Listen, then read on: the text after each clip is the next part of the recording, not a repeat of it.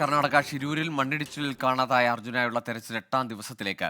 കരയിൽ signal ലഭിച്ചയിടങ്ങളിൽ lorry കണ്ടെത്താനാകാത്തതോടെ Gangavali പുഴയിലായിരിക്കും ഇന്നത്തെ തെരച്ചിൽ. ഇന്നലെ നടത്തിയ തെരച്ചിലിൽ പുഴയിൽ 40 മീറ്റർ മാറി സിഗ്നൽ കണ്ടെത്തിയിരുന്നു. നാവികസേനയ്ക്കും NDRFനുമൊപ്പം കരസേനയും പുഴയിലെ പരിശോധനയിൽ ചേരും. ഡ്രഡ്ജർ ഉൾപ്പെടെയുള്ള കൂടുതൽ സംവിധാനങ്ങൾ ഒരുക്കിയാകും രക്ഷാപ്രവർത്തനം.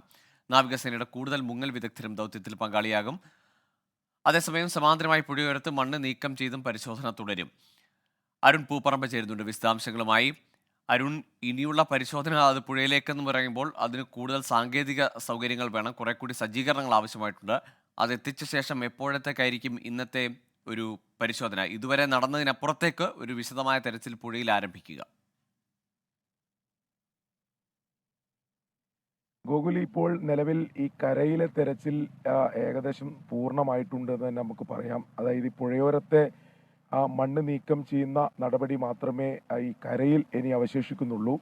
ആ മണ്ണ് നീക്കം ചെയ്തുകൊണ്ടുള്ള തെരച്ചിൽ ഇന്നും തുടരും എന്നതാണ് നമ്മൾ മനസ്സിലാക്കുന്നത്.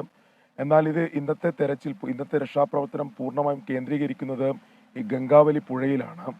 അതായത് ഇന്നലെ ഈ അവസാനം സിഗ്നൽ ലഭിച്ചെടുത്തും പൂർണ്ണമായി മണ്ണ് നീക്കം ചെയ്തിട്ടും ഈ കരയിൽ ലോറി കണ്ടെത്താനായില്ല. ഇതോടെയാണ് ഈ പൂർണ്ണമായും ഈ തെരച്ചിൽ പുഴയിലേക്ക് കേന്ദ്രീകരിക്കുന്നതിന് വേണ്ടി തീരുമാനിച്ചിട്ടുള്ളത്. അതിന് ദുഷ്കരമായിട്ടുള്ള ഒരു ദൗത്യമാണ്. നിലവിൽ പുഴയുടെ ഒരു സാഹചര്യം നമ്മൾ കഴിഞ്ഞ ദിവസങ്ങളെല്ലാം പറഞ്ഞുകൊണ്ടിരിക്കുന്നതാണ്. അതായത് കഴിഞ്ഞ കുറേ ദിവസങ്ങളായി പെയ്യുന്ന ശക്തമായ മഴയിൽ വലിയ അടിയൊഴുക്കുണ്ട്. അതോടൊപ്പം തന്നെ ഈ മണ്ണിടിച്ചിലിനെ തുടർന്ന് വലിയ മൺകൂമ്പാരം ഈ പുഴയിൽ വളരെ ഉയരത്തിൽ മൺകൂമ്പാരമായി നിൽക്കുന്നുണ്ട് ഈ പുഴയുടെ അടിത്തട്ടിൽ. അപ്പോൾ ഇതെല്ലാം മറികടന്ന് വേണം തെരച്ചിൽ നടത്തുന്നതിന് വേണ്ടി. അതിന് ആധുനിക സംവിധാനങ്ങൾ വേണം. നിലവിൽ നമുക്ക് ലഭ്യമാകുന്ന വിവരമനുസരിച്ച് നേവിയുടെ കൂടുതൽ ഇത്തരം സംവിധാനങ്ങൾ, കൂടുതൽ സാങ്കേതിക സംവിധാനങ്ങൾ ഇതിനുവേണ്ടി എത്തിക്കും എന്നതാണ് നിലവിൽ അറിയിച്ചിട്ടുള്ളത്. എന്നാൽ അതിൽ കൂടുതൽ വ്യക്തതയില്ല. അത് സംബന്ധിക്കുന്ന എന്തായിരിക്കും അവരുടെ തെരച്ചിലിന്റെ കുറച്ചുകൂടി ഡീപ്പായിട്ടുള്ള തെരച്ചിൽ ആവശ്യമാണ്. അതുകൊണ്ട് ഏത് രീതിയിലായിരിക്കും നേവി അതിനെ സമീപിക്കുക എന്നുള്ളത് നമുക്ക് അല്പസമയത്തിനകം മനസ്സിലാകും. നിലവിൽ തെരച്ചിൽ ആരംഭിച്ചിട്ടില്ല. നമുക്ക് മനസ്സിലാകുന്നതനുസരിച്ച് ഒരു 7:30 നേവിയുടെ തെരച്ചിൽ ആരംഭിക്കും എന്നതാണ് നമ്മൾ ഇപ്പോൾ കരുതുന്നത്. ഈ പുഴയിലെ തെരച്ചിൽ എന്നത് നമ്മൾ നേരത്തെ സൂചിപ്പിച്ചതുപോലെ തന്നെ ഏറെ ദുഷ്കരമാണ്, ശ്രമകരമാണ്. ഇന്നലെ ഇവർ വൈകിട്ട് നടത്തിയ തെരച്ചിലിൽ ഈ അപകട സ്ഥലത്ത് നിന്നും 40 മീറ്റർ മാറി പുഴയുടെ അടിത്തട്ടിൽ ഒരു സിഗ്നൽ കണ്ടെത്തിയിട്ടുണ്ട് എന്നതാണ് പറയുന്നത്. ആ സിഗ്നൽ കേന്ദ്രീകരിച്ചുകൊണ്ടായിരിക്കും ആദ്യഘട്ടത്തിലെ ഇന്നത്തെ തെരച്ചിൽ ഉണ്ടാവുക. സൈന്യം നിലവിലിവിടെ തുടരുന്നുണ്ട്. സൈന്യവും ഈ പുഴയിലെ തെരച്ചിലിൽ ഈ നേവിക്കും NDRFനുമൊപ്പം അവരും ഉണ്ടാകും എന്നതാണ് നമ്മൾ മനസ്സിലാക്കുന്നത്. അത്തരത്തിൽ വളരെ ഡീപ്പായിട്ടുള്ള അല്ലെങ്കിൽ കുറച്ചുകൂടി ഊർജിതമായിട്ടുള്ള തെരച്ചിൽ ഇന്ന് ഈ പുഴയിൽ ആവശ്യമാണ് എന്നത് നമുക്കറിയാം. അതിനാവശ്യമായിട്ടുള്ള എക്യുപ്മെന്റ്സ് ഉൾപ്പെടെ കൂടുതൽ സാങ്കേതിക സംവിധാനങ്ങൾ നേവി എത്തിക്കുമോ എന്നതാണ് നമ്മൾ അറിയേണ്ടത്. അല്പസമയത്തിനകം അവരുടെ ഒരു തെരച്ചിൽ രീതിയെ സംബന്ധിച്ച് നമുക്ക് അപ്ഡേഷനുകൾ ലഭിക്കും. കൂടുതൽ മുങ്ങൽ വിദഗ്ധരെ എത്തിക്കാനുള്ള തീരുമാനമായിട്ടുണ്ട്. ഡ്രഡ്ജർ ഉൾപ്പെടെയുള്ള ഈ തീർച്ചയായും അരുൺ, എന്തായാലും ഇനിയുള്ള തെരച്ചിൽ, അത് പുഴയിലെ തെരച്ചിൽ ഇതുവരെ നടത്തിയതുപോലെ കഴിയില്ല. അതിനപ്പുറത്തേക്ക് വിശാലമായി ആഴത്തിൽ പുഴയുടെ അടിത്തട്ട് വരെ പരിശോധിക്കേണ്ട സ്ഥിതിയുണ്ട്. കാരണം വലിയ മൺകൂന അതിൽ അടിഞ്ഞുകൂടിയിട്ടുണ്ട്. ഹാഷ്മി താജ് ഇബ്രാഹിം കൂടി ചേരുന്നുണ്ട് ഷിരൂരിൽ നിന്ന്. ഹാഷ്മി, ഇതുവരെയുള്ള ശ്രമങ്ങളിൽ എല്ലാം നമുക്ക് നിരാശയായിരുന്നു. പക്ഷേ ഇനി അവസാന കച്ചിത്തുരുമ്പ്, അല്ലെങ്കിൽ ഇനി അവസാന പ്രതീക്ഷ പുഴയിൽ നിന്ന് ഇന്നലെ വൈകുന്നേരം ലഭിച്ച സിഗ്നലുകളാണ്. അവിടേക്കുള്ള തെരച്ചിൽ, പക്ഷേ അതിന് കുറെ കൂടി സാങ്കേതിക സാഹചര്യങ്ങൾ ആവശ്യമായുണ്ട്. അതൊക്കെ എത്തി ഇനി എപ്പോഴത്തേക്കായിരിക്കും അങ്ങനെ ഒരു ഊർജിതമായ തെരച്ചിൽ പുഴയിൽ ആരംഭിക്കുക? ഗൂഗിൾ, നമ്മൾ നിൽക്കുന്ന 8-ാം നാളാണ്. നമ്മുടെ ഒരു പ്രിയപ്പെട്ട സഹോദരൻ കാണാമറയത്ത് പോയിട്ട് 8 ദിവസങ്ങളാവുന്നു. നമ്മൾ ഈ ദിവസങ്ങൾ അത്രയും തിരയുകയാണ്. 7-ാം നാളും ഏതെങ്കിലും തരത്തിലുള്ള പോസിറ്റീവ് സിഗ്നൽ കിട്ടാത്ത പശ്ചാത്തലത്തിൽ ഉറപ്പായും അർജുൻ്റെ കുടുംബമടക്കം വലിയ നിരാശരാണ്. നമ്മൾക്കും ചെറുതല്ലാത്ത നിരാശയും സങ്കടവും ഇല്ല എന്ന് പറയാൻ കഴിയില്ലല്ലോ ഗൂഗിൾ. അപ്പോൾ എന്തായാലും ഇന്ന് 8-ാം നാൾ തെരച്ചിൽ കരയിലെ തെരച്ചിൽ ഏതാണ്ട് പൂർണ്ണമായി തന്നെ അവസാനിപ്പിക്കുന്നു, ഏതാണ്ട് പൂർണ്ണമായി തന്നെ കരയിലില്ല എന്ന് സ്ഥിരീകരിക്കുന്നു. ഇന്നിപ്പോൾ ഗംഗാവാലി പുഴയിലേക്ക് പോവുകയാണ് തെരച്ചിൽ. നേരത്തെ ഗൂഗിൾ പറയുന്നത് പോലെ അതിന് ചെറുതല്ലാത്ത വലിയ സാങ്കേതിക സഹായങ്ങളും ആൾശേഷിയും ഒക്കെ ഉണ്ടെങ്കിൽ മാത്രമേ ഗംഗാവാലി പുഴ പോലെ ഒരു വലിയ പുഴയിൽ സാധാരണഗതിയിൽ തന്നെ വലിയ പുഴയാണ് ഇപ്പോൾ അത് വലിയ തോതിൽ ഒരുപാട് വെള്ളവുമായി അങ്ങനെ കലങ്ങി മറിഞ്ഞൊഴുകുന്ന പുഴയിൽ പരിശോധന നടത്തണമെങ്കിൽ വലിയ സാങ്കേതിക സംവിധാനം ആവശ്യമുണ്ട്. നേവിയുടെ അടക്കം കൂടുതൽ സാങ്കേതിക സംവിധാനങ്ങൾ ഇങ്ങോട്ടേക്ക് എത്തിച്ചേരുമെന്നാണ് അറിയാൻ കഴിയുന്നത്. ഈ ഫോറക്സ് ലൊക്കേറ്റർ യു പോലെയുള്ള സംവിധാനങ്ങൾ നമ്മളിവിടെ കരയിൽ ഉപയോഗിച്ച ആ റഡാർ കുറച്ചുകൂടി അപ്ഡേറ്റഡ് വെർഷൻ അടക്കമുള്ള കാര്യങ്ങൾ ഇങ്ങോട്ടേക്ക് എത്തേണ്ടതുണ്ട്. കേരളത്തിൽ നിന്നൊരു ഹൈഡ്രോഗ്രാഫർ ഇങ്ങോട്ടേക്ക് വരും എന്നിന്ന് നമ്മുടെ കാർവാർ എം എൽ എ നമ്മളോട് പറഞ്ഞിരുന്നു. ഹൈഡ്രോഗ്രാഫർ ആകുമ്പോഴേക്കും ഈ വെള്ളത്തിന്റെ ഘടന ഏതൊക്കെ രീതിയിൽ പോയാൽ അറിയാൻ കഴിയും തുടങ്ങിയ കാര്യങ്ങളിൽ ശാസ്ത്രീയമായ ഒരു വിശകലനം നടത്താൻ കഴിയും. ഉച്ചയോടുകൂടി തന്നെ കേരളത്തിൽ നിന്നൊരാൾ ഇങ്ങോട്ടേക്ക് വരും. ഒരു മുതിർന്ന ഉദ്യോഗസ്ഥയാണ് എന്ന് കേൾക്കുന്നു. ഇങ്ങോട്ടേക്ക് വരുമെന്ന് പറയുന്നു. ഇതെല്ലാം കൂടി ആകുമ്പോഴേക്കും കുറച്ചുകൂടി എഫിഷ്യൻ്റായ പരിശോധന ഗംഗാവാലി പുഴയിൽ നടത്താൻ കഴിയുമെന്നുള്ളതാണ് പ്രതീക്ഷ. ഗോകുൽ സാധാരണഗതിയിൽ പരമ്പരാഗതമായ രീതിയിലുള്ള ഒരു പരിശോധന ഗംഗാവാലി പുഴയിൽ നടത്താൻ കഴിയാത്തത് കാരണം പരമ്പരാഗത പരിശോധന എന്ന് പറഞ്ഞാൽ നേവി ഡൈവർമാർ ഇറങ്ങുക എന്നുള്ളത് തന്നെയാണ്. അത് പൂർണ്ണമായി നടത്താൻ കഴിയാത്തതിന് കാരണം ഗംഗാവാലി പുഴ നേരത്തെ അരുൺ പറഞ്ഞതുപോലെ അങ്ങനെ കലങ്ങി മറിഞ്ഞൊഴുകുകയാണ്. നമ്മൾ ഇന്നലെ കണ്ടതാണ്.